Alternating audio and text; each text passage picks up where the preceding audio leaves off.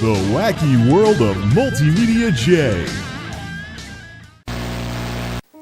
I'm very surprised that I haven't had a bunch of people unsubscribe after that little discussion about 4K yesterday. It was about as edgy as when I talked about Noctua fanboys last year. Oh well, what are you gonna do? Maybe I'm speaking too soon and the primetime crowd will jump ship en masse, but anyways. It had to be said, so. It has taken some getting used to, though. I've been very surprised at just how civil some of the feedback I've been getting on these videos is. It's a long shot from 2006, 2007 when I couldn't upload anything without a bunch of trolls always showing up and being like, "You're fat, you're stupid, loser, that's 10 minutes of my life that I'm not gonna get back," or whatever insults they felt like throwing around. Considering the drama that can take place on YouTube, I'm very, very surprised that there's been this much civil discussion in the comments. I mean, YouTube comments have a bad reputation these days, and you got folks like PewDiePie just shutting off comments completely and just using Twitter for everything. And you have all these people talking about, oh yeah, doing that makes a heck of a lot of sense because, make people have to put in an effort to chime in. You'd be surprised how many lazy asses aren't sounding off on your video with, that kind of thing. So, yeah, it's definitely... It's different, to say the very least. I really don't know what to say, but hey, thanks for keeping things civil, those of you who've stayed level-headed amidst all of this. Some of the defensiveness that I've been showing is largely a result of the crap that I've dealt with on this site over the years, but if there actually is a decent amount of people these days who actually want to, talk about stuff in a mature fashion, I'm not going to fault people for that. That's a good thing. We need more of it. So, kudos to the folks that are saying that sort of stuff. Okay, let's quit staring at the channel page on here, and let's talk about some things that have been going on lately, besides all that 4K hoopla from over the weekend. Unfortunately, last week was the end of the road for my SanDisk Sansa. That's been my MP3 player since 2006. I was driving home and suddenly one of the channels cut out, and it wasn't the cassette adapter. Yeah, I know, I still use cassette adapters. It's strange because my car's an 04, and it still has a cassette deck in the car stereo. Stock! An early 2000s car that still had support for cassettes. That had to be simply, oh yeah, let's put a tape deck in the thing to use like a cassette player for MP3s and stuff like that. Because there's people out there using cassette adapters and stuff, so I don't think that's going to be the case in a couple of years. Might have to switch to FM or see if the radio has a USB thing in it or something like that to transfer the audio, or even just an analog in or something along those lines. But yep, end of the road. I took a look, and unfortunately the headphone jack had come loose on one of its solder points. Although it was pretty interesting, I took a look at the board on this thing, and they did the classic idiot electronics move of using solder like it was model glue.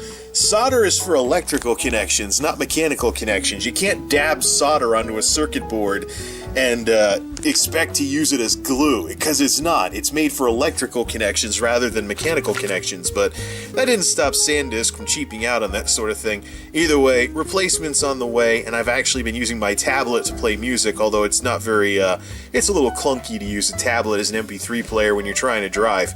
I prefer to be able to just push buttons and actually not have to look at the device or grip it in order to use a swipe-based player. So, anyways, end of the line for this thing, although if I really wanted to, I could try finding a new jack to solder onto it and resurrect it. So I'll leave it in a bag for now in case I ever feel like doing that one of these years. Anywho. Speaking of audio nonsense, I haven't really been doing anything with the Silver Bullet either because the sound card died. None of the drivers are working, and I'm actually thinking of taking out this Sound Blaster X-Fi. It's an end-of-life product, so I imagine when I move to Windows 10, the driver support's going to go away. But the main reason why I held on to these Audigy-style front panel drives for so long is because of this right here. This is basically an analog in. You can actually plug your headphones here. You've got in and out for SPDIF and optical there. auxiliaries in and out, and MIDI in and out. There's even infrared for the remotes. You can plug a guitar into here and use it as a guitar amp, but most of the stuff that would previously have been done with something like this can now be done with an external sound device. So Creative makes external sound boxes now that are used for things and whatnot, and these DIN ports for older stuff like my teenage keyboard over here, which only has DIN jacks. There actually are DIN to Alesis and other companies actually have DIN to USB adapters, so these front ports aren't necessary anymore. You can just convert the DIN on the fly over to USB. I also found something that I can use to get around the MIDI problem with my current sound card, and if I don't have a sound card with sound font support, a nice way of getting around that as well. So for the longest time, I've been using Creative sound cards with front panels because they were more utility-based and for musicians and stuff like that, not just gamers. But starting in the late 2000s with this fatality nonsense, Creative decided to just cater to gamers, and that's basically it.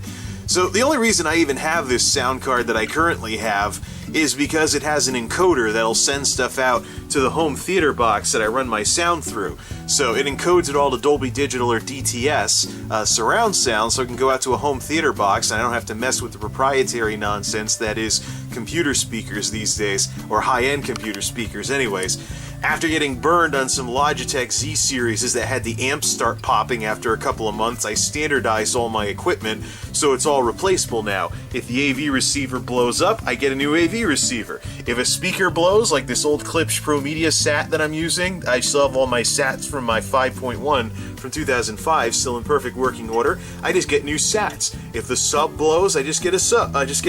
Well, blows as in blows out, not like it's a bad subwoofer or anything. But unfortunately, this front panel has just been awful. First, there's a lot of noise over the analogs because of, well, the cabling and whatnot. Plus, the cabling is so terrible that I think that the minute I try to unplug it, something's gonna break. So it's very low build quality, so... And what do you get? Ooh, you can plug a gaming headset into these analog ports and get some noise. And then these things pop out so you can adjust your volume and your microphone gain. It's a joke. I'd rather install my own front panel audio with some shielded connections that won't get a lot of computer noise and whatnot from the inside. And for inputs, just an auxiliary RCA. That's it. You do have some quick buttons for game mode on the sound card. The X-Fi virtual surround, that's what that CMSS3D is, and then the crystallizer, which increases the, it kind of refines the audio a bit, but overall I could do without this stuff. The big reason why I've stuck with Creative sound cards is sound font support for my instruments. Unfortunately, on this latest X-Fi that I have from when I built Tuxedo, I think it was like 2010, 2011 or something like that. Unfortunately, with this latest X-Fi, the sound font support is crappy at best. I mean, Creative isn't very well known for programming very good drivers, so I was getting a lot of like, oh no, that's not a good noise, but basically it sounded like, well, it was making weird noises like when you're listening to MIDIs. So half the time when an instrument fired off, it go or something like that. I don't know why it did that, but for the longest time I've kept my system split because of this until I found CoolSoft's Virtual MIDI Synth. Now I don't know if this requires a Creative card to hardware accelerate the sound font processing, but this allows my Creative sound fonts, yeah, so you can just load up Creative sound fonts right there. It would help if I turned off the Smurf-A-Vision. Let's see here, turn the auto back on, there we go. So you can load your sound fonts there. Ooh, Fluid R3. I think I have the second one loaded right now, the SGM V201. So you can load your sound fonts, and the only issue that I'm running into is there's a load time when you load a MIDI, which makes no sense because you're talking about little tiny files like 23K, and you're waiting longer to listen to a MIDI than you are to listen to an MP3. I also got to see if there's any latency when you're playing something over it to see if this really lets me get around my MIDI problems for when I'm doing stuff with my keyboard. Let's do this LT. So if you've ever heard the Yamaha GS sound set that's built into Windows 2000 and later, you'll know that this is definitely not it. Matter of fact, this sounds great actually, as long as you don't play a lot of rock and roll because guitars don't go over MIDI very well. But this kind of jazz stuff, I used to use MIDIs as background music on my old Web 1.0 web page years and years ago, so unfortunately it was proprietary to Internet Explorer, but So that's an old Yamaha jazz tune from, Yamaha used to have like a free MIDI data library site years and years ago, and this is some of the light jazz that was downloadable from there. I basically download everything on there when the site was still around, because I like listening to MIDIs and stuff. When you get good enough sound fonts, you can listen to some, MIDIs and things like that, plus your own recordings as well, and you can change up the instruments just by changing the sound fonts too. Problem is, I've just had a bit of a problem, so I've had a bit of a problem with this ever since I went to the latest, latest, greatest creative. I'm thinking if there's an encoder on the next motherboard that I get from Monolith, I might start out with onboard sound and only mess with a sound card if I actually need one, but I think this breaks my dependence on Creative stuff, which is good because Creative's not all that great at programming drivers. They're sloppy, bloated drivers, yeah, not too good. Especially on this latest build especially on Tuxedo right now because, everything's gonna be orange, never mind. On Tuxedo right now, I actually have a lot of problems with sound cutouts right now. Sound cutouts over this like $100-something sound card. Yeah, it's just Creative drivers. Oh man, anybody who's into multimedia can tell you that, yeah, Creative drivers are horrible. Blast from the past. This, my friends, is why you don't use MIDI for rock music. Oh man. My original theme from 2006 that I recorded on my own. Even with the SGM sound font. Oh. Dude, that's totally not a guitar. Rock on! At least there's an organ later in the song. And on keys, Mr. Slicky Fingers on the organ! Oh, you can barely hear it! Oh man, I gotta change up this... Oh man, okay. Okay, it's... My ears! Ah! Change up the sound font. There we go, I think this was the sound patch that I used for this tune. Real font with gold drums over the top of it. It's pretty close. After this I went analog to add reverb and stuff, but let's play the MIDI.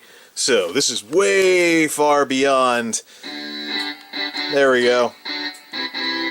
This is beyond the built-in Yamaha GS by leaps and bounds. See how close it is. You'll probably actually be able to hear the organ at the end of it. It's having problems with the amplitude, though. Or maybe it's my sound system. There's a little bit of volume leveling on the home theater box, and I don't know how well it handles MIDI. Yeah, it's jumping the volume all over the place. Let's see if we can turn it up a bit. Still sounds better than that built-in Windows 2000 thing, though.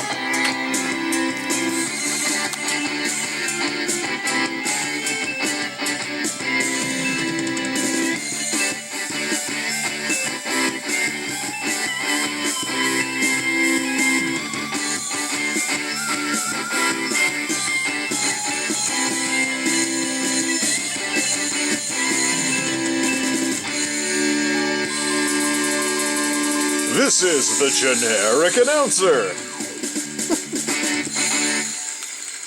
And so, after those sound fonts, I went analog and messed with it a little further, and I wound up with this instead.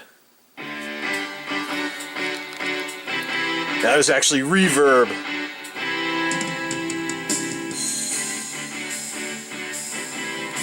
October 2006.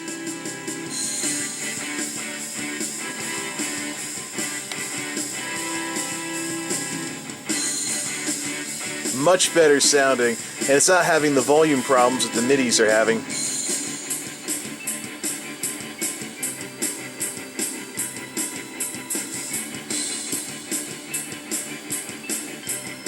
I totally need to get a metronome though, because the drumming isn't in step. Drumming isn't in tune.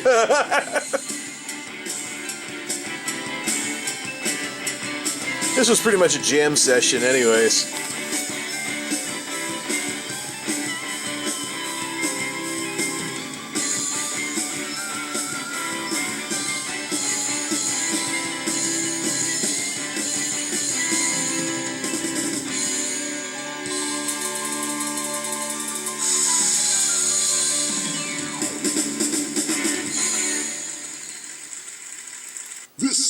generic announcer, speaking for MJIS, an AV Moose IPTV production.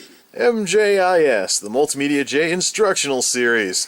My 2007 name for, the series I was doing at the time.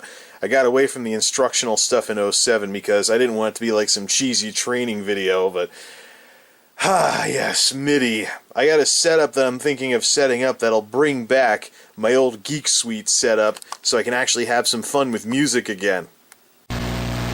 So here's the setup that I'd like to get back to one of these days. This was my setup in the Geek Suite back in college, my last summer on campus working with the AV and IT folks, and we were all roomed together in one suite. Most of us had singles, although some people were such good friends that they kept rooming together, even though most of us were seniors heading towards having singles anyways. But basically what was going on at the time, obviously, I had the Audigy card with the front drive. There's the Silver Bullet in its heyday, and still no cable management. But yeah, Silver Bullet in its heyday, Klipsch Pro Media 4.1 speakers. I still have those, and they still work all these years later, even though I bought those in a scratch and dent sale, so I didn't pay anywhere near retail price for them. Nintendo 64 going into the computer, the radio went into the computer, the campus cable went into the computer, so I actually would watch the screensavers on this thing. I'd crank the Klipsches and just watch them across the room from the dorm bed, which is off camera, off to the side. So I actually elevated it too to get more storage space underneath. So I would actually sleep up in the air and look down on my little 17-inch tube monitor and watch the screensavers from across the room with the Klipsch speakers blasting. So you can even see down there what was left of my HP at the time. I was trying to use it as a multiplayer server for Battlefield 1942 with the other network jack in the room, with varying results because it had power supply problems. But yeah, this is the kind of setup that I'd like to get back to, where I can just spin around in the chair, or just have a second chair or something like that, spin around in the chair, go do some music, and then go back to the computer afterwards, instead of having these split systems like what I have nowadays. Here's the view from the other angle, heading towards a Grand Theft Auto Vice City poster on the wall. Yeah. Had the fan way up there because the air conditioning came out that vent on the top and didn't have very much in terms of airflow, so I would use the fan to help it along, so to speak, towards the bottom of the room. But this was an awesome setup, and the setup that I have right now is very, very 2005. I would really like to actually get rid of the two computer setup and go back to having one system do everything. So I'm hoping that this soft synth, this cool soft synth, virtual MIDI synth, can help me get around some of the sound card issues that I've had recently and get back to being able to have a setup similar to this, where I have both music and computer stuff in the same area, and then relegate the second computer to just being a Linux box or something like that. So, lots and lots of ideas. Who knows how I'm going to pull all this off, or if I'm going to move before I can get all this furniture moved around. The rest of the year is still very much up in the air. Anyways, scratch one Monday, and hopefully the unsubscribe fest doesn't happen tonight or anything like that, but, well, anyways, what are you going to do? Let's get back to the fun here on this channel. Till next time, this is MultimediaJay, signing off. Thanks for stopping by.